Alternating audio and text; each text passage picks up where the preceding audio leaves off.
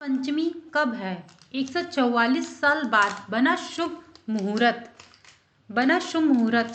यदि कोई व्यक्ति इस बसंत पंचमी के दिन पूजा आराधना करता है तो जीवन में सदियों के लिए उससे पाप मुक्त हो जाता है। इस बसंत पंचमी के दिन यह बड़ा शुभ योग 144 साल बाद ही फिर बनेगा। ऐसा आपको मैं अपने सनातन धर्म डायरीज के माध्यम से बताने जा रही हूँ। मित्रों, सनातन धर्म डायरीज में आपका हार्दिक स्वागत है।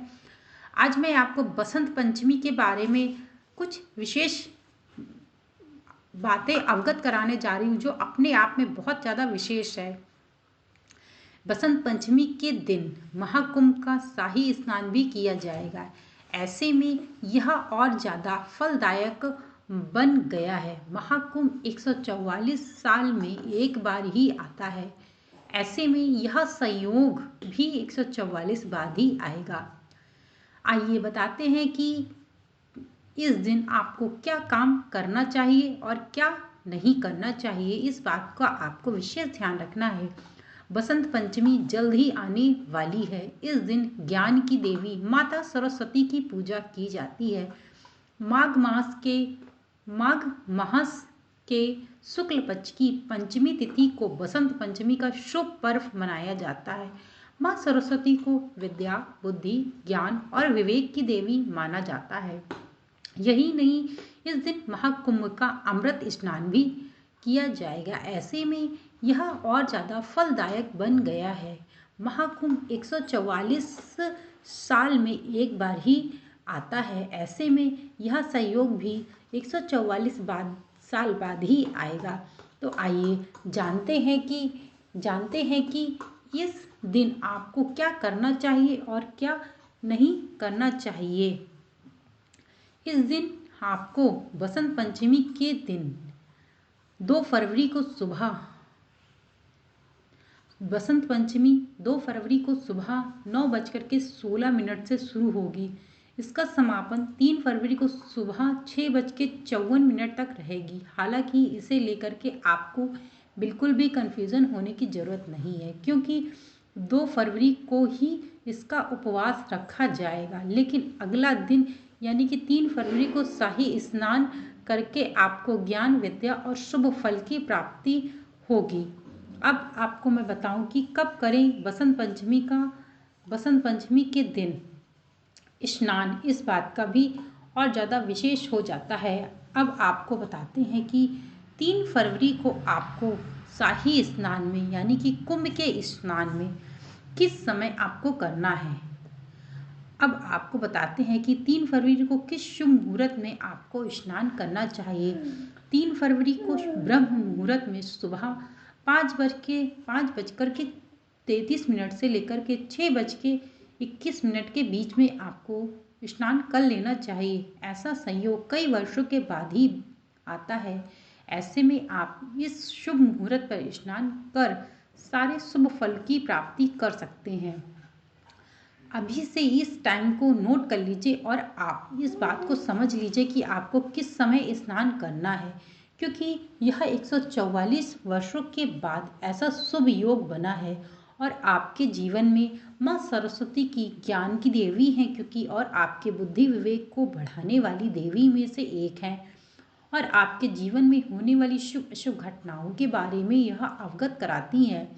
यदि कोई व्यक्ति माँ सरस्वती की पूजा करता है और जीवन में अपने जितने भी कुकर्म किए होंगे उनसे आपको दूरी बना लेनी चाहिए और जीवन में आपको सदैव माँ सरस्वती की पूजा करनी चाहिए, क्योंकि माँ सरस्वती को बल की देवी, बल, विद्या, विवेक की देवी कहा जाता है। और माँ सरस्वती की पूजा करने से सभी शुभ फल की प्राप्ति होती है और जीवन में होने वाली दिक्कतों और प्रतियोगी परीक्षा की तैयारी करने वाले व्यक्तियों को जरूर से जरूर इस दिन माँ सरस्वती की देवी की पूजा करनी चाहिए। अब मैं आपको बताऊंगी कौन से शुभ योग बन रहे हैं। अगर आप बसंत पंचमी के दिन शुभ मुहूर्त पर पूजा करने की सोच रहे हैं तो यह शुभ समय सुबह 7:22 9 मिनट से शुरू होकर के देर रात तक रहेगा। इसके साथ ही सुबह 9:14 तक ही इस दिन शिव योग रहेगा। इस समय पूजा करके आपको शिक्षा के क्षेत्र में शुभ परिणाम मिलते हैं। इसके बाद सिद्धि योग लग जाएगा। वहीं इस दिन शुभ सुबह पहले उत्तर भद्रा नक्षत्र रहेगा और इसके बाद रेवती नक्षत्र रहेगा। आपको मैं बता दूं कि जो भी व्यक्ति माँ सरस्वती की पूजा आराधना करता है और उसके जीवन में सदैव माँ सरस्वती की कृपा बनी रहती है। जो भी मनुष्य बसंत पंचमी पर माँ सरस्वती का आशीर्वाद लेना चाहता है तो उसको इन कामों को जरूर करना चाहिए। माना जाता है कि बसंत पंचमी के दिन सरस्वती माँ की पूजा करने से ज्ञान विद्या का आशीर्वाद प्राप्त होता है। मैंने आपको बताया कि बहुत जल्द ही बसंत पंचमी आने वाली है और आपकी जीवन में जो भी चीज़ें होंगी सब शुभ ही शुभ घटित होंगी। जल्द ही बसंत पंचमी का त्यौहार आने वाला है और आपके जीवन में होने वाली सभी घटनाओं के बारे में भी आपको इन सब चीज़ों से अवगत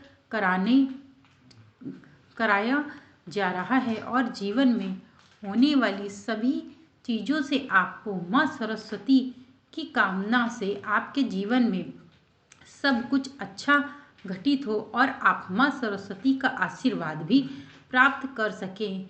क्योंकि जीवन में यदि आप माँ सरस्वती का आशीर्वाद पा लेते हैं तो आपको सभी परेशानियों से छुटकारा मिल जाता है। बसंत पंचमी सनातन धर्म में माँ सरस्वती के लिए विशेष महत्व रखता है। बसंत पंचमी के दिन सरस्वती माँ की पूजा करने से ज्ञान विद्या का आशीर्वाद मिलता है और व्यक्ति अपने क्षेत्र में कामयाबी हासिल करता है।